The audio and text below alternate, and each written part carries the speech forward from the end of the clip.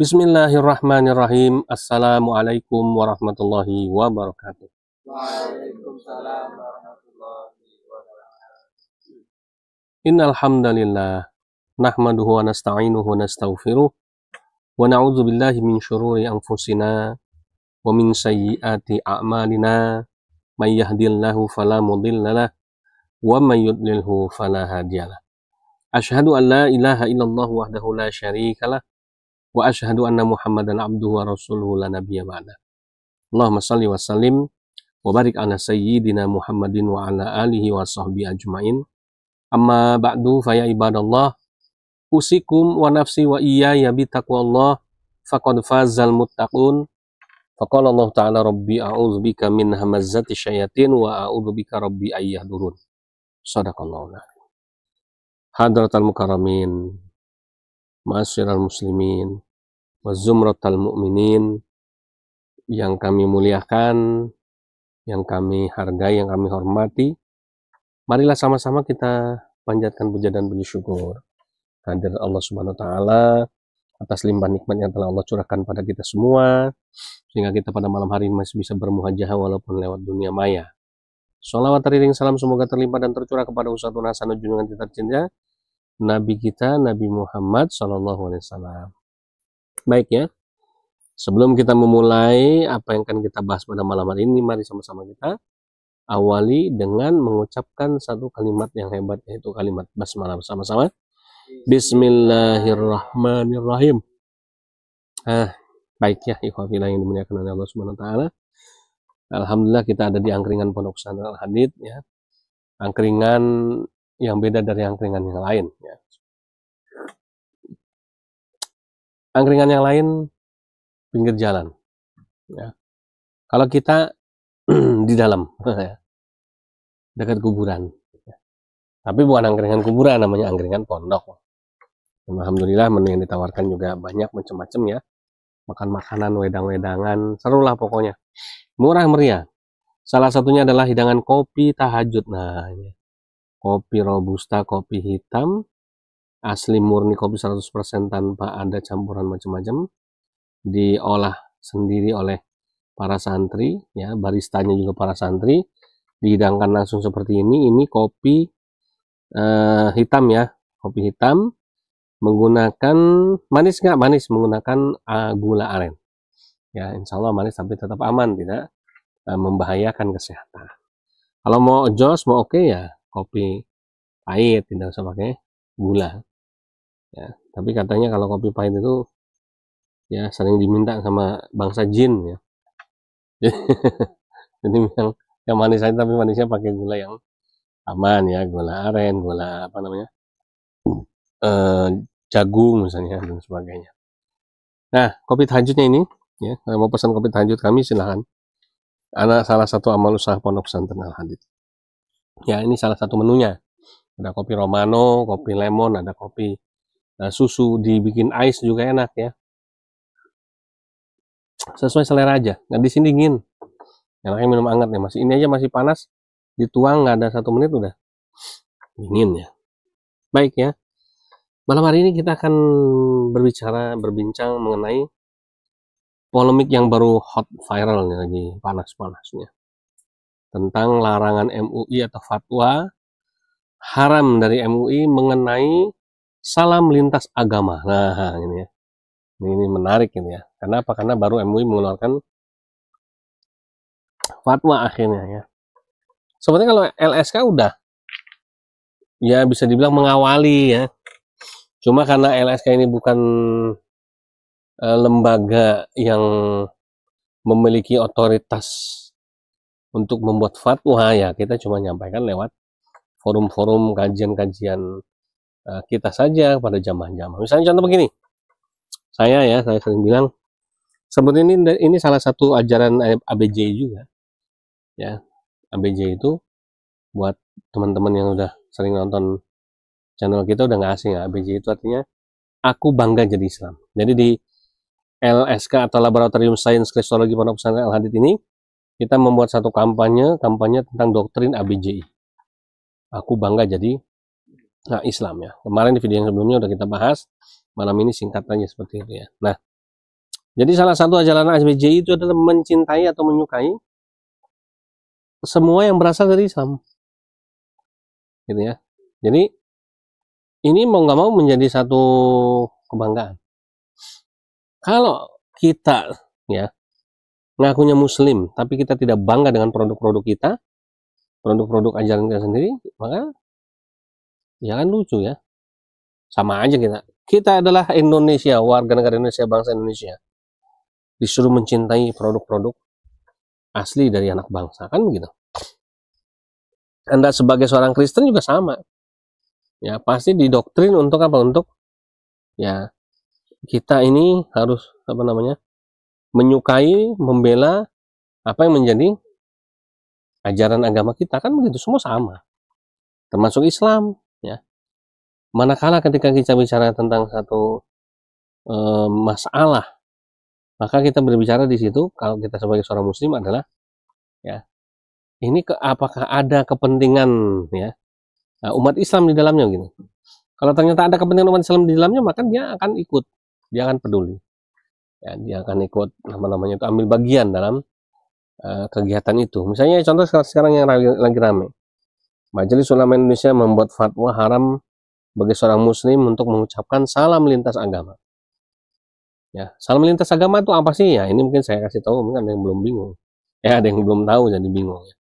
Namun sebelumnya antum yang belum yang baru bergabung di channel ini, yang kemudian mau ikut peserta mengembangkan dan memajukan channel ini, silakan langsung saja klik tombol subscribe ya, menjadi subscriber kami, kemudian klik tanda like ke atas, kemudian jangan lupa pencet di tanda lonceng notifikasi untuk mendapatkan video-video terbaru dari kami. Dan jangan lupa memberikan komentar yang positif, dukungan ya, sebagai tanda dukungan. Itu salah satu contoh membantu channel kami supaya berkembang ya. Jadi kita sedang berjuang menuju 100.000 subscriber.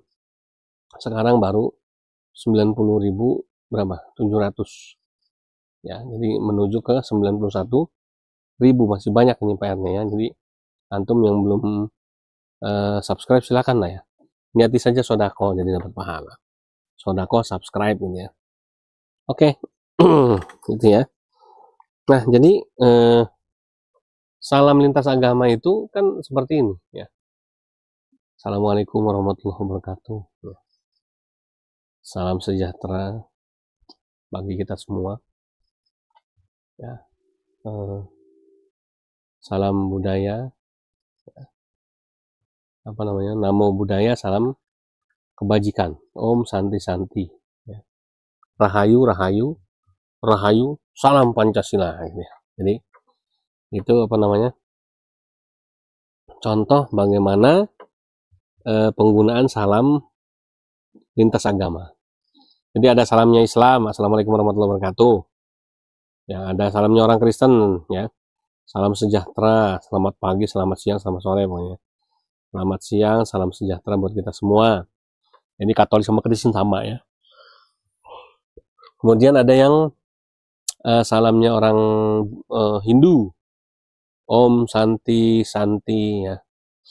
Kemudian ada salamnya orang Buddha, Namo Buddhaya, salam kebajikan. Ada salamnya orang apa itu namanya itu? Salamnya orang apa sih ini?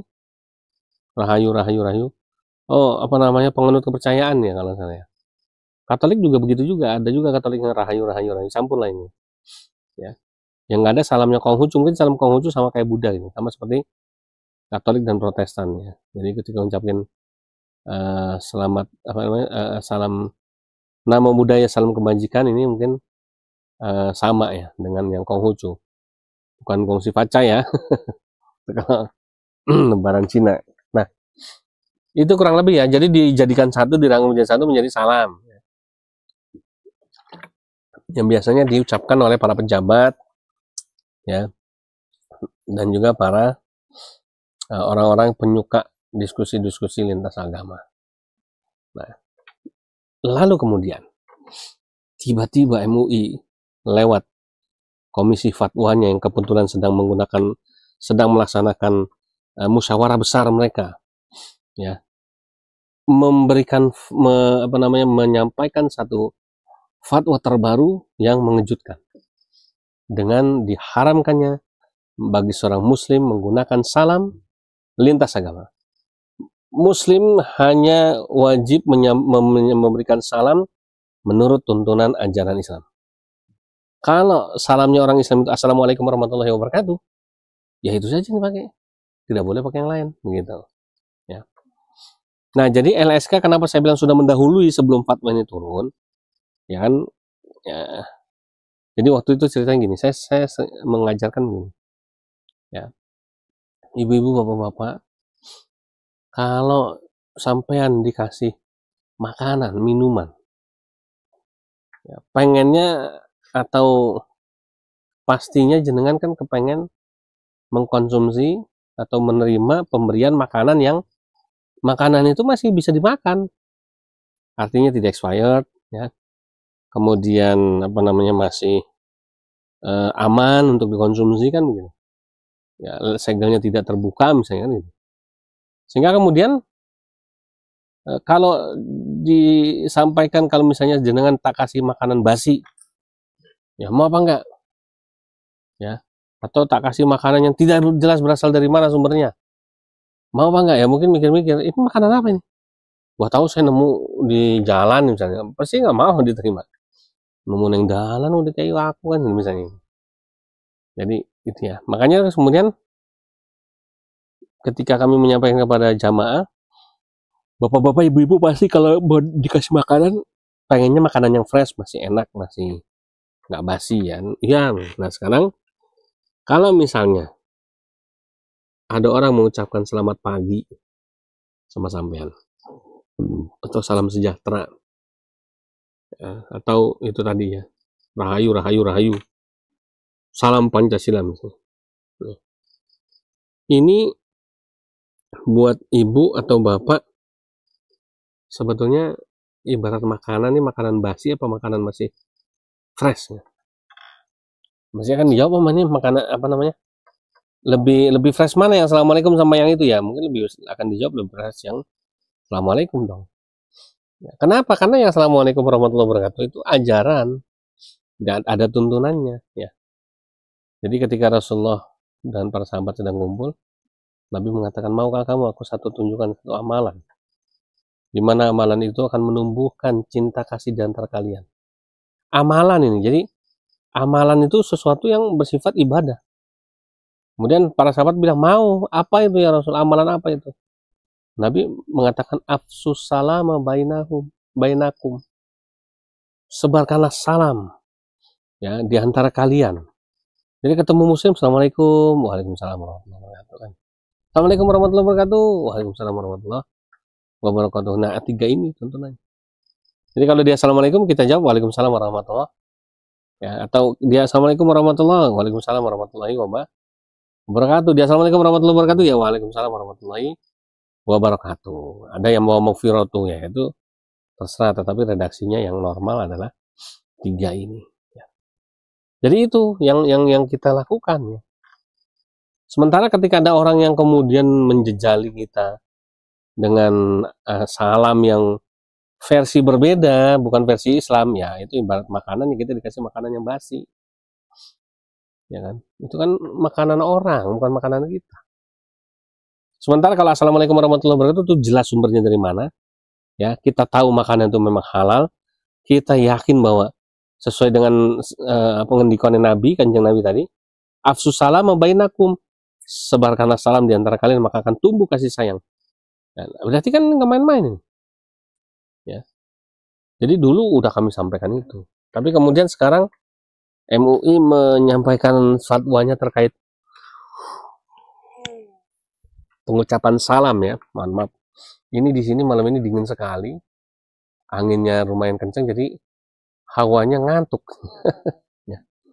Jadi ya kita sambung lagi ya sambil santai. Makanya kalau antum semua ingin healing ya, apalagi yang tinggal di kota-kota besar ya, pengen menenangkan diri, jadi kita membuka program ini sebentar lagi habis kurban, program Riyadhah Suluk ya. Jadi nanti ada program 3 hari, 7 hari, 21 sampai maksimal 40 hari. Jadi santri-santri yang kita terima ini memang santri-santri yang niatnya ingin mengasingkan diri sementara dari kebosanan dunia, dari ketamakan dunia, dari keserakahan dunia, dari kepusingan dunia, ya, untuk kemudian di recovery, ya, mental, spiritual, ya, psikologisnya, sehingga kemudian ketika kembali ke dunia, ya, dia menjadi pribadi yang baru, ya. Itu ya. Baik, kita sambung lagi ke sini. Nah, jadi udah kita bilangin bahwa salam-salam yang tidak diajarkan oleh Islam, ya, tidak ada tuntunannya oleh Allah dan dari Allah dan Rasulnya, ini adalah salam-salam yang basi. Cuma salam yang redaksinya bersumber dari, ya, Nabi kita Muhammad Shallallahu Alaihi Wasallam, inilah yang salam yang bergizi, bervitamin, ya, salam yang betul-betul bisa membuat kita menjadi seorang muslim yang lebih baik lagi, ya. Nah, tapi kemudian ketika MUI yang memberi fatwa, geger, ya, pro kontra, banyak yang menghujat, banyak yang kemudian tidak suka dan sebagainya. Nah, pertama, memang dari dulu, ya, selalu ada oknum-oknum yang membenci MUI ini. Jadi mereka berusaha sekuat tenaga untuk menggoyang MUI sebagai lembaga, ya, yang memiliki legitimasi hukum yang jelas sebenarnya, ya, sebagai sebuah lembaga yang mewakili, ya, representasi dari kepentingan kaum muslimin di Indonesia. Karena apa? Karena keterwakilan umat Islam ini diwakili oleh para kiai yang ada di situ, yang terpilih sebagai pengurus, ya, yang jumlahnya tidak satu. Satu komisi fatwa aja itu jumlahnya ada puluhan orang, bukan cuma satu. Dan bukan cuma dari satu ormas, bukan cuma dari satu masjid, bukan cuma dari satu aliran, belum asal-asal. Ini merangkum semua umat Islam dan para ulamanya dari berbagai macam kalangan. Sebut dari Muhammadiyah ada, NU ya ada, Persis ya ada, Jamaah Tabligh juga ada, Salafi ya ada, ya, kemudian apa namanya tuh, Ikhwanul Muslimin ya ada, gitu ya. Berbagai macam harokah, ya. Sehingga kemudian ketika MUI, ya, menyampaikan fatwa yang berkembang sesuai dengan kebutuhan umat, sebetulnya bukan pribadi satu dua orang, ya, karena ini sudah melewati fase panjang dari mulai masukan, ya kan, pengkajian, penggalian, pendalaman, sampai kemudian ini melewati rapat berkali-kali, musyawarah yang nggak sekali dua kali. Akhirnya dihasilkan sebuah fatwa, ya. Jadi ketika sudah dikeluarkan sebuah fatwa, ini nggak main-main, ya. Wah, jangan-jangan MUI itu ditunggangi oleh kadrun. Wah, ya, MUI ini lembaga resmi loh, diakui pemerintah. Kalau misalnya MUI itu ternyata ditunggangi, ya pasti diganti sama pemerintah lah. Itu sama. Itu mereka pengurus di situ nggak selamanya kok. Ya. Semua yang menduduki jabatan di Majelis Ulama Indonesia itu ada masa baktinya. Ya, dari tahun sekian sampai tahun sekian, biasanya 5 tahun sekali. Ya. Sehingga kemudian kalau merasa MUI itu memang berat sebelah, MUI tidak profesional, ganti aja pengurusnya, kan. Ya. Tetapi manakala kemudian sampai saat ini pengurus itu masih tetap kukuh menjalankan tugas dan kewajibannya melayani umat, dan tidak ada kemudian ganti-mengganti, masih solid, ya, kemudian masih apa namanya itu, integritasnya mereka semua masih bisa ditunjukkan, kelihatan, ya, nggak ada yang salah sama MUI, ya. Sehingga kemudian ketika ada orang yang meragukan, menghina, ya, menghujat habis-habisnya, memang, ya, kerjaan dia begitu. Nungguin kalau ada fatwa MUI baru, ya, muncul ini, ya. Kalau nggak ada fatwa MUI yang hilang, gitu ya. Jadi itu ya. Jadi MUI ini adalah lembaga yang resmi yang dibuat oleh pemerintah. Baik ya, yang kedua. Ya. Tadi sebagaimana yang saya bilang gitu ya. Fatwa MUI ini bersifat sekali lagi mengakomodir kepentingan umat Islam. Jangan salah. Ya, umat Islam. Sehingga kemudian ketika diberikan fatwa ini berlaku bagi umat Islam. Umat di luar Islam, ya nggak usah dengerin. Ya. Biarin aja. Yang sama-sama Islam aja belum tentu dengerin semua. Apalagi yang bukan Islam, ngapain lu ikut-ikutan? Udah biarin aja. Misalnya, saya tidak setuju dengan fatwa MUI. Menurut saya ini intoleran. Ya. Yang ngomong Petrus, Yohanes. Ya wajar dia nggak setuju, orang dia bukan Islam. Fatwa ini kan ditujukan buat umat Islam, bukan umat yang lain. Nggak apa-apa, silakan lu nggak setuju juga terserah. Ya nggak ngaruh, nggak ngepek kan. Gitu ya. Nah, fatwa ini dibuat tujuannya ada salah satunya, kan? Untuk memberikan panduan kepada umat Islam, toleransi yang benar itu seperti apa. Begitu. Itu fatwa itu ada panjangannya. Fatwa MUI tentang haram hukumnya mengucapkan salam lintas agama. Mesti di bawahnya ada judulnya. Ya. Hal ini apa atau dan ya, panduan dan panduan misalnya ya, dan panduan praktis apa namanya tuh, maksudnya jadi lupa tadi ya. Misalnya ya, fatwa MUI tentang larangan mengucapkan salam lintas agama. Ya bawahnya nanti ada catatannya tuh. Ya kan? Dan pedoman atau panduan ya, hidup ya, dalam konteks menjaga kerukunan umat beragama misalnya. Ya. Itu pasti tiap fatwa itu ada kalimatnya. Karena kepentingannya di situ. Ya. Jadi nggak sekedar bikin fatwa terus kurang kerjaan gitu ya, daripada ada biar nggak ada kerja, biar ada kerjaan bikin fatwa. Enggak, ada dasarnya. Ada tujuannya. Dan akan ada manfaat di balik itu bagi umat Islam. Nah, ada umat Islam yang mengatakan bahwa umat Islam yang mana nih? MUI itu tidak mewakili umat Islam secara umum. Ya. Saya kalau ngadepin orang kayak gini tuh, jawabannya cuma satu, pakai kopi aja ini. Ya, minum kopi dulu, bismillah. Nggak usah tegang-tegang. Jawab, ngopi lu kurang jauh. Itu aja jawabannya. Jadi kalau ada umat Islam yang bilang MUI ini bikin fatwa buat siapa? Ya. Umat Islam yang mana? Emangnya MUI itu mewakili semua umat Islam? Saya enggak tuh, saya merasa enggak. Jawabannya gampang, minum kopi seruput ya. Bilang ngopi lu kurang jauh. Ya. Kenapa? Ya. Orang nggak ngerti MUI ngomong MUI kan. Nah kebetulan saya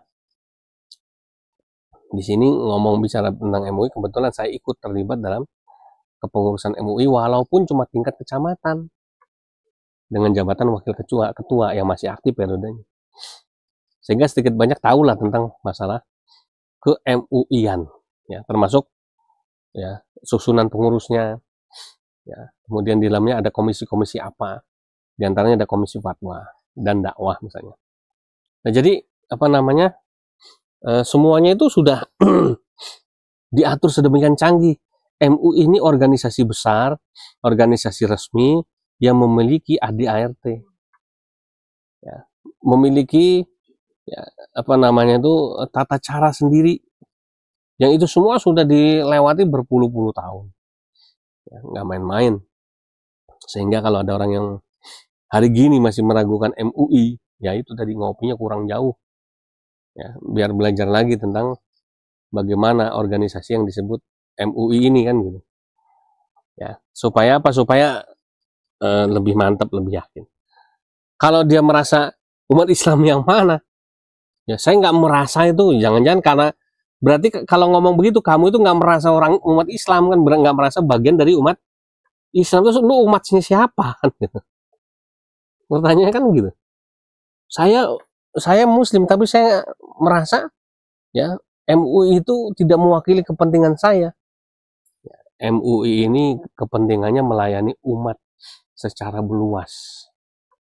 Ya, umat Islam yang waras, umat Islam yang berpikirnya normatif sesuai dengan ajaran Islam. Bagi umat-umat Islam yang berotak kekiri-kirian, yang tidak paham ya tentang MUI, yang merasa tidak terwakili, ya wajar. Dia aja nggak pernah mau belajar, nggak pernah mau mendalami tentang MUI, kok mau diakuin ya. Jadi ini ya apa namanya tuh, yang perlu kita sama-sama ya senyum aja lah, nggak apa-apa ya, nggak usah ikut-ikutan emosi, nggak usah marah, gemes dikit boleh. Nah, kembali lagi ke masalah fatwa tadi ya, emangnya salahnya di mana sih fatwa ini? Fatwa ini nggak salah ya, fatwa ini tidak salah. Kenapa? Karena fatwa ini, sekali lagi, fatwa ini ditujukan bagi umat Islam. Dan kalau ditujukan bagi umat Islam, berarti ya kepentingannya fatwa ini dipakai dalam lingkup ya, dalam lingkup internal umat Islam bagi kalangan sendiri. Begitu. Misalnya contoh, saya ya sebagai wakil ketua MUI ya Kapanewon Karangmojo atau Kecamatan Karangmojo. Kemudian diminta untuk mewakili MUI memberikan ya apa namanya itu sambutan di forum itu ya, misalnya forum itu forum Forkompimcam ya. Dan yang saya tahu di situ ya mayoritas yang hadir umat Islam. Dan saya mewakili MUI. Maka saya cukup memberi salam ya, Assalamualaikum warahmatullahi wabarakatuh, gitu aja. Begitu loh. Ya. Tidak perlu kemudian ikut ribut-ribut ngucapin salam bla bla bla bla. Lain lagi kalau misalnya saya adalah seorang camat ya, atau penewu kalau di Jogja ya. Saya punya jabatan publik. Kalau ketua MUI itu jabatan publik tapi kan khusus untuk umat Islam. Ya. Nah, kalau saya ini lurah, jabatan publik. Camat, jabatan publik.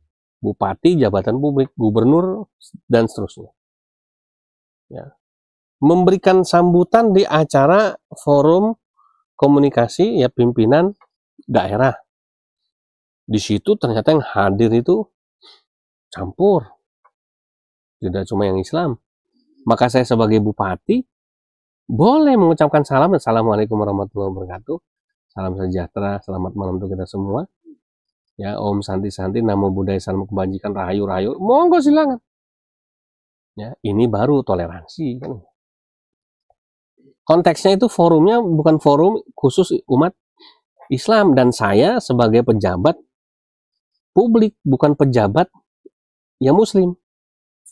Ketua kepala KUA, kantor urusan agama, otomatis Islam. Ya kan? Kemudian dia memberikan sambutan di acara pernikahan seorang Muslim. Di situ yang hadir banyak, termasuk ada juga yang non Muslim. Ya, Assalamualaikum warahmatullahi wabarakatuh, nggak perlu pakai salam sejahtera. Kenapa? Jabatan kepala KUA itu jabatan pejabat Muslim. Organisasinya organisasi yang khusus Islam. Yang kawin di situ, yang kawin adalah orang Islam. Yang hadir di situ mayoritas Islam. Ada yang bukan Islam. Ya, terus apa perlu kita ribet-ribet mikirnya?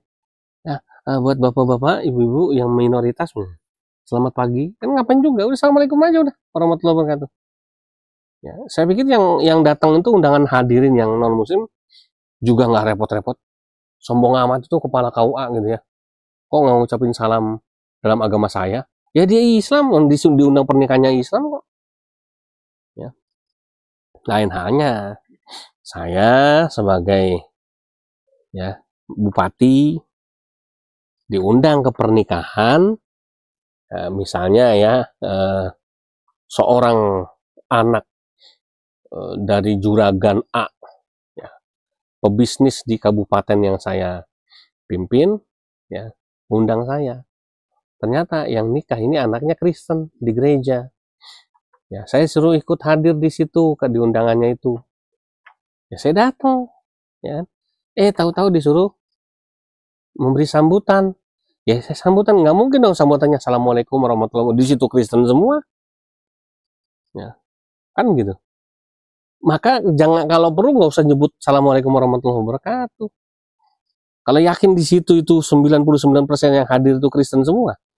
Ya, selamat pagi, salam sejahtera bagi kita semua. Kan begitu. Itu namanya bijaksana, itulah toleransi. Udah tahu yang diundang di pesta pernikahan yang orang Kristen, habis pemberkatan di gereja, yang datang di situ juga mayoritas yang agamanya Kristen, kok malah Assalamualaikum warahmatullahi wabarakatuh, konyol. Ya. Jadi nggak, Assalamualaikum itu bahkan tidak boleh diucapkan oleh orang yang bukan Islam tuh. Islam kurang toleransi apa sih? Kalau dikatakan, wah orang Islam ini ingin mendominasi, orang Islam ini ingin menenggelamkan yang minoritas, salah. Salam aja kepengennya diakuin, salah. Ya, disinilah toleransinya umat Islam. Salamnya umat Islam ini ya bahkan tidak boleh diucapkan kepada orang yang di luar Islam. Kalau kita ketemu sama orang yang bukan Islam, ya kita nggak boleh ngucapin Assalamualaikum warahmatullahi wabarakatuh, nggak ada begitu. Ya. Paling boleh Assalamualaikum, cuma itu doang.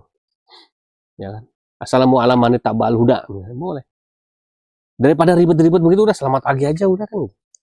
Karena nggak boleh Assalamualaikum warahmatullahi wabarakatuh diucapin, nggak boleh. Jadi kalau misalnya saya sebagai seorang camat diundang ke pernikahan warga saya yang bukan muslim, ya udah nggak usah ngotot Assalamualaikum. Tahu diri lu kan gitu ya. Walaupun situ orang Islam, tapi kita ini berdiri di situ sebagai pejabat publik. Maka di situ yang hadir bukan orang Islam, nggak usah memaksakan pakai Assalamualaikum warahmatullahi wabarakatuh, malah. Ya, cukup. Selamat pagi, salam sejahtera untuk kita semuanya. Mudah-mudahan Tuhan memberkati semua yang hadir di sini. Ya kan, dalam nama Tuhan Yesus, ya kan, itu urusan pendetanya gitu ya. Itu boleh, silakan. Saking toleransinya Islam tuh begitu. Ya. Nah, itu ya, sehingga kemudian maksud dari fatwa MUI ini sebetulnya ya, tidak salah. Cuma kita kadang-kadang yang kena pelintiran orang-orang yang salah memahami ini. Ya, jadi ada orang yang memelintir, ya kan, dengan tujuan untuk membingungkan umat Islam. Kita kemudian yang kita dengerin yang begitu, ya sudah semakin salah. Akhirnya menyalahkan MUI bikin fatwa aja, jangan begitu. Ya. Kenapa? Tidak ada yang salah sama fatwanya. Kenapa fatwa itu yang menerbitkan adalah MUI, kecuali ya mohon maaf, fatwa ini yang menerbitkan adalah FKUB, ya itu baru salah. Ya. FKUB mengeluarkan fatwa ya salam toleransi. Boleh tidak? Boleh, terserah. Salam lintas agama, silahkan, terserah. Ketika berkumpul di situ tokoh-tokoh dari 6 agama besar di Indonesia, ya kan, yang resmi, saya diundang ya sebagai tokoh muslim. Sebelah kanan saya Romo Katolik, sebelah kiri saya pendeta Kristen, di samping kanan saya pedante dari Hindu, samping kiri saya ada bante dari Buddha, ada tokoh dari Konghucu misalnya. Ya ngapain kurang kerja. Assalamualaikum warahmatullahi wabarakatuh. Tolong jawab ya bapak-bapak ibu-ibu yang bukan Islam. Konyol kan.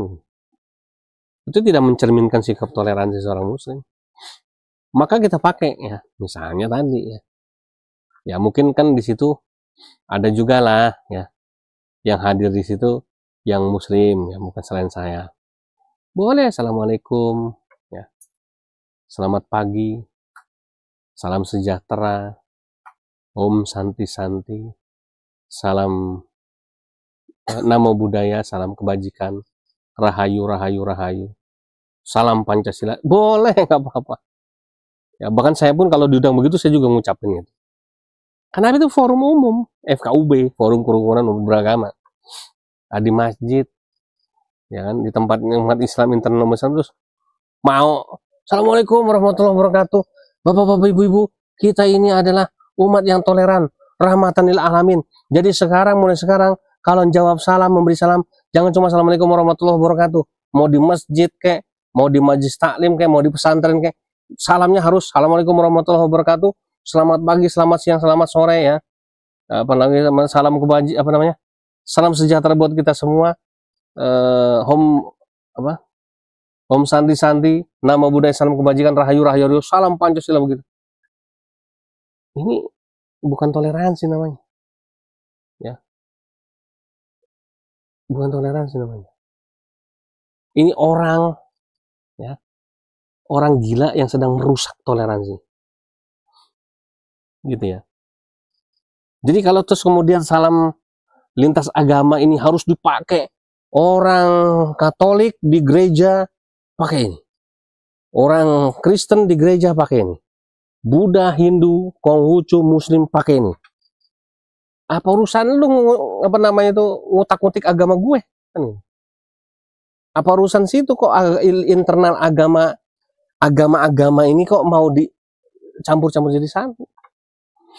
Nah, kalau yang dimaksud begini, jadi kalau yang dimaksud salam lintas agama ini tujuannya adalah supaya dipakai semua agama. Jadi kalau ketemu itu jangan cuma assalamualaikum, assalamualaikum, selamat pagi, salam sejahtera untuk kita semua, Om Santi Santi, namo buddhaya, salam kebajikan, rahayu rahayu, salam Pancasila, begitu. Di pasar ketemu begitu, di masjid majelis taklim, bubar, itu namanya agama kayak gini. Ya. Itu namanya bukan toleransi.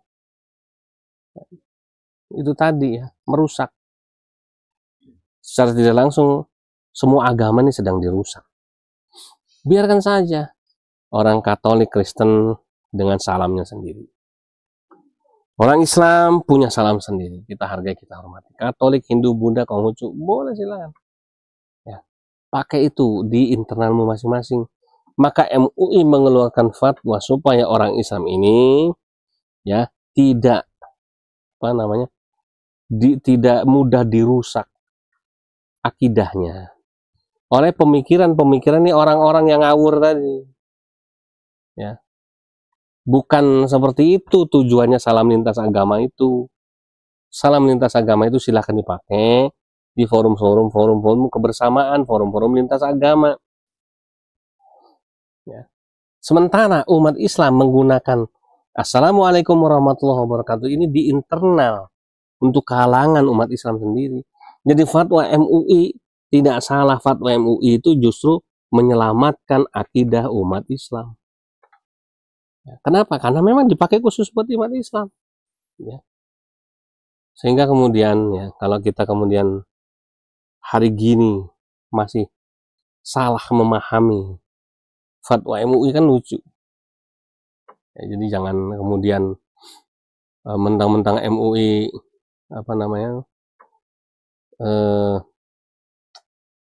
mengeluarkan fatwa ya langsung dianggap fatwanya ini tidak benar gitu ya, fatwanya ini ngawur gitu ya. Kita runut dulu, jangan-jangan yang ngawur pemikiran kita, pemahaman kita ya. Nah, jadi bagi umat Islam kita justru bersyukur, alhamdulillah, Majelis Ulama Indonesia kita dengan gagah berani ya, dengan tegas ya, dia tidak mau melihat kerusakan akidah ya, pada umat ini semakin membesar, sehingga kemudian perlu ya dibuat fatwa supaya untuk menyelamatkan. Dan saya pikir di masing-masing internal ormas Islam ini sudah menjadi pembicaraan. NU dengan bahsul masailnya juga pasti udah pernah bahas ini. Muhammadiyah mungkin dengan komisi fatwanya juga ada ya, Majelis Tarjih Muhammadiyah ya, juga pasti sudah pernah bahas ini. Begitu juga di ormas-ormas Islam yang lain, sehingga kemudian bagi umat Islam ya, yang dalam tanda kutip Islamnya ini bukan cuma ngaku Islam ya, tapi Islam yang betul-betul dia memang merasa dirinya Muslim gitu ya, dia bangga dengan keislamannya, justru malah merasa bersyukur dengan fatwa ini ya. Dan ini tidak akan merusak tatanan kerukunan umat beragama, justru ini mencerdaskan ya. Makanya saya mengajak kawan-kawan kita dari non muslim, coba cermati fatwa ini. Fatwa MUI ini mencerdaskan, dan kalau bisa diikuti oleh masing-masing agama. Katolik mengeluarkan fatwa, kalau dalam bahasa dia terserah dia, ini contoh ya, mengadopsi bahasanya MUI ya. Mungkin di PGI ya, di Kristen bisa juga mengeluarkan ya fatwa semacam ini. Di Katolik ada apa namanya, organisasi Katolik ya, silakan nanti mengeluarkan fatwa semacam ini. Hindu, Buddha, Konghucu boleh. Kita punya kewajiban untuk membentengi umat kita. Tetapi manakala kita ketemu jadi satu, ya udah nggak boleh lagi kita ngomong tentang diri kita, tapi kebersamaan yang ada di situ. Tasamuh tadi, toleransi tadi itu di situ keluarnya. Jadi kalau saya ketemu sama Pak Ahmad ya, Assalamualaikum warahmatullahi wabarakatuh, Pak Ahmad, waalaikumsalam. Tapi kalau saya ketemu sama Pak Aloysius ya, yang Katolik, maka nggak mungkin dong Assalamualaikum warahmatullahi wabarakatuh Pak Aloysius, kan nggak mungkin. Dia nggak bakalan jawab, malah dia tersinggung ya. Ini bego amat itu Pak Yusuf itu, tahu saya Katolik Assalamualaikum ya kan gitu. Dan nggak boleh, yang Islam begini nggak bener. Orang Islam dilarang memberikan salam ya, salam dalam agama Islam ya, Assalamualaikum warahmatullahi wabarakatuh, kepada orang yang bukan Islam. Itu toleransi umat Islam sampai dilarang. Ya kalau ketemu Aloysius, selamat pagi Pak Aloysius ya, oh selamat pagi, senang pasti ya. Ketemu si Pak Petrus juga sama, selamat sore Pak Petrus, selamat sore Pak kan gitu. Jadi senang. Perkara dia kebalikannya, Pak Aloysius yang justru ngucapin salam sama saya malah Assalamualaikum Pak Yusuf gitu. Ya waalaikumsalam, ya kita jawab, menghargai dia, kan dia yang ngucapin salam bukan kita. Boleh nggak salam kita diucapkan sama orang lain? Ya boleh-boleh aja, silakan aja, tapi tidak bisa menghilangkan identitas itu adalah salam muslim ya. Kalau dia yang pakai, dia yang ngucapin, boleh aja silakan ya, nggak ada larangannya juga ya. Tapi kalau kita larang, wah Islamnya radikal gitu. Jadi nggak ada larangan.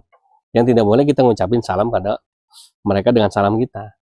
Tapi kalau si Pak Aloysius ngucapin salamnya Assalamualaikum sama kita dengan alasan ini kan toleransi, ya itu haknya dia juga ya. Tapi tidak mungkin juga kemudian akhirnya kita malah Assalamualaikum kan gitu ya. Dia Katolik, saya ngomongnya Assalamualaikum waalaikumsalam, dia Assalamualaikum waalaikumsalam ya. Ngomong gimana kabarnya Pak Aloysius, alhamdulillah sehat ya. Insya Allah ya. Maksudnya apa coba penggunaan ini ya kan, buat apa juga ya sih. Tapi kalau boleh, tapi kan tidak bisa menghilangkan itu identitas orang Islam. Ngomong kalau ditanya gimana kabarnya, alhamdulillah, itu identitas umat Islam. Nggak bisa dijadikan ini ranah, ini istilah untuk kerukunan, mana bisa. Assalamualaikum warahmatullahi wabarakatuh itu identitas umat Islam, nggak bisa juga dijadikan ya, kemudian ditarik menjadi konsumsi FKUB ya. Kapan kita kerja bakti? Besok ketemu ya Pak Petrus, insya Allah. Kan kita juga nyuruh dia ngucapin insya Allah, tapi si Petrusnya sendiri yang ngucapin insya Allah pada kita ya. Boleh nggak? Ya terserah aja boleh. Dia jangankan dia mau ngucapin Assalamualaikum insya Allah alhamdulillah ya, dia belajar baca Al-Quran atau dia bisa baca Quran, dia masih Kristen, boleh apa nggak? Ya nggak bisa dilarang dia yang belajar ya, nggak bisa dilarang dia yang belajar. Dia belajar juga nggak bilang-bilang sama kita, atau dia bisa kul huwallahu ahad apal ya, Kul a'udzu birabbil falaq apal, kul a'udzu birabbin nas apal, Al-Fatihah apal. Ya kan? Ini loh, saya saking toleransinya, saya hafalin ayat-ayat Al-Qur'an.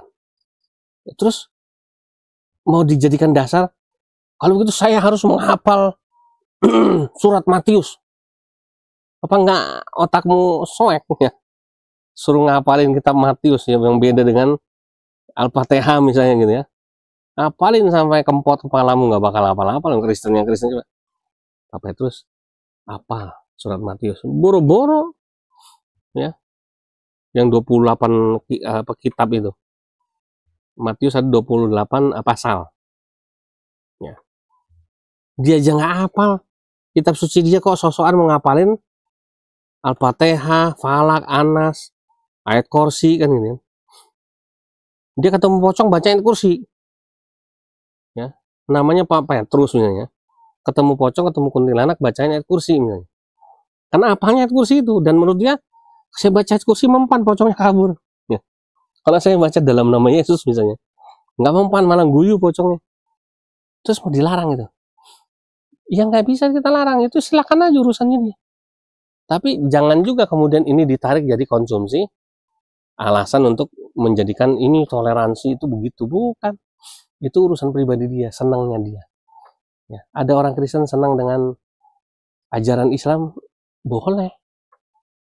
Ada orang Islam yang senang sama ajaran Kristen, emangnya dilarang juga sama dia? Silakan aja.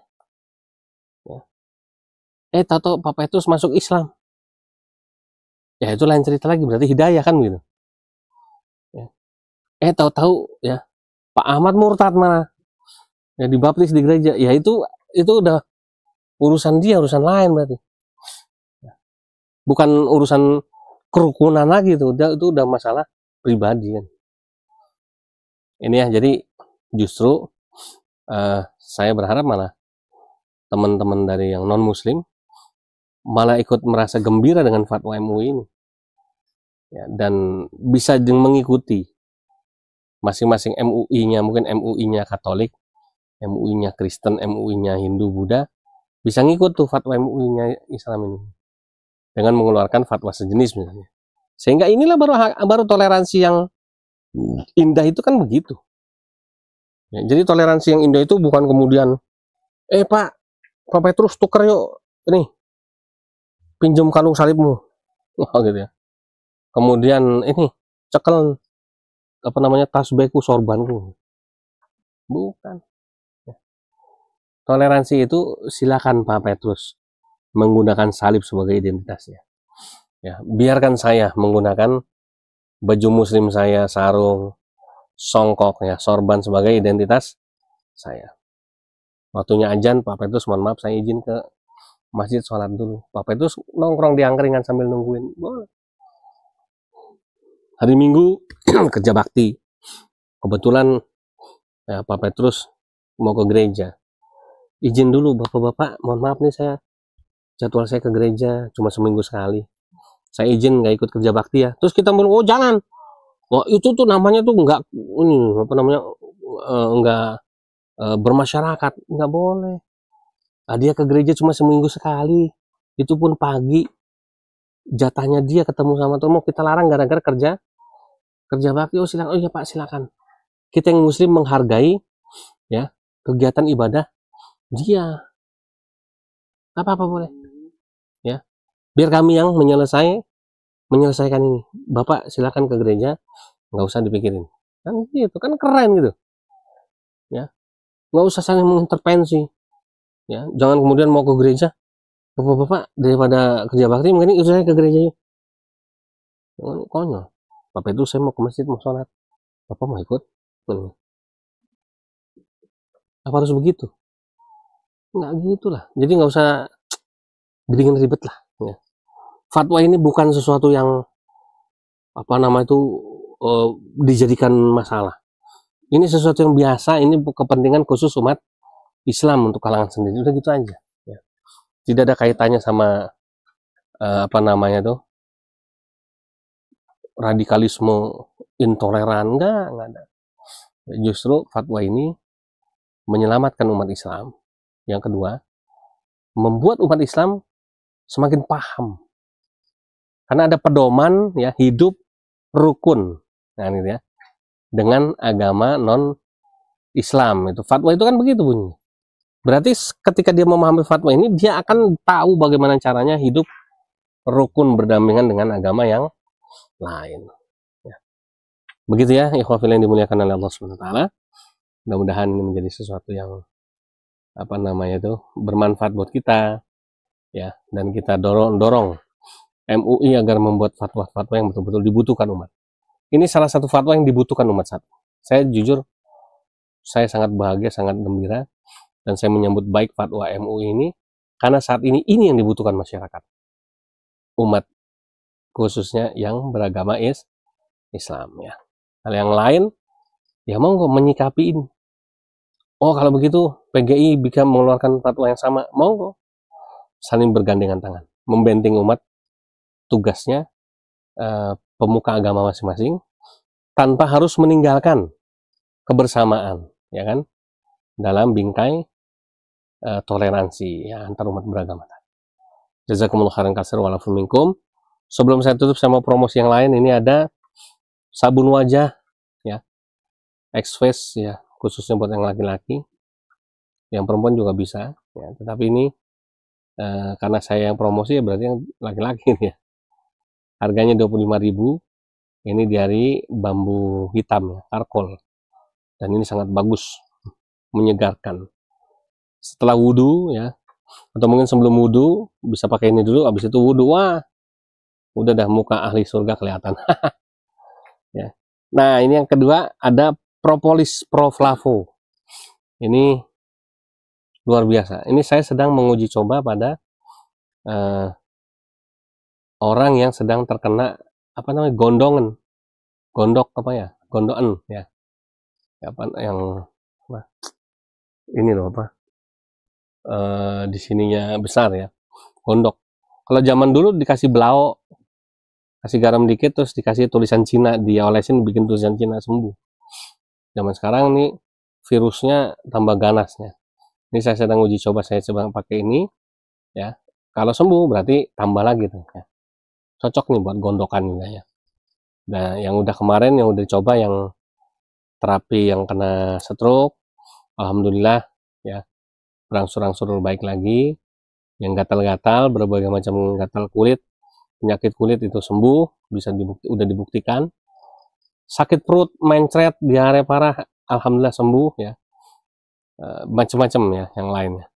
Jadi silakan, ini harganya 200.000, non-member, member 180.000. Murah meriah. Ini teknologinya sudah teknologi nano ya, kemudian pakai botolnya botol kaca, botol khusus yang tidak merusak ya. Inti dari propolis ini, dan tidak mengandung lilin, madu ya, ini udah bersih ya, jadi aman, dan isinya 10 ml. Yang lain biasanya cuma 6, ini 10 ml. Rasanya juga enak ya. Saya minum ini nggak pakai air, saya teteskan langsung dari pipetnya. Didiamkan dulu barang 1 menit biar dia bercampur sama air liur, karena ludah kan mengandung enzim yang baik. Nah kemudian kita telan masuk, nah inilah menjadi obat insyaallah. Dan jangan lupa selalu berdoa, mohon kepada Allah Subhanahu wa taala untuk kita diberikan kesehatan lahir dan batin.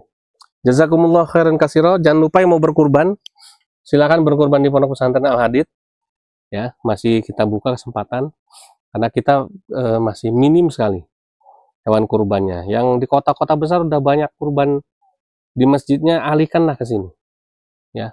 Ada satu masjid ada 20, wah luar biasa, kambingnya sampai 30 ya. Bawa ke Gunung Kidul sini 1-2 biji gitu ya, kan insya Allah lebih berkah. Kalau di kota kan orang udah sering makan daging, yang di kampung ini penting nih ya, jangan sampai malah nanti kambingnya sumbangan dari agama lain, kan jadi lucu acara kurban ibadah kok hewan kurbannya dari agama lain gitu ya.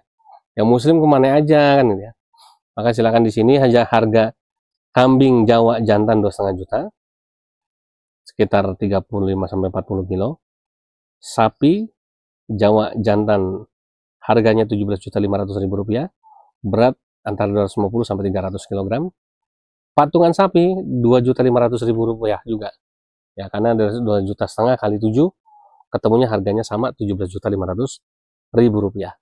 Yang berminat, silakan hubungi nomor WA kami, nanti transfer ke nomor rekening Yayasan Pondok Pesantren Al-Hadid, kasih keterangan kurban atas nama siapa sohibul kurbannya. Insya Allah nanti kurbannya akan kami tunaikan dengan baik, akan kami kirimi laporan ya dalam bentuk video sebagai pertanggungjawaban dari kami. Terima kasih. Subhanakallahumma bihamdika asyhadu an la ilaha illa anta astaghfiruka wa atubu ilaik. Wassalamualaikum warahmatullahi wabarakatuh.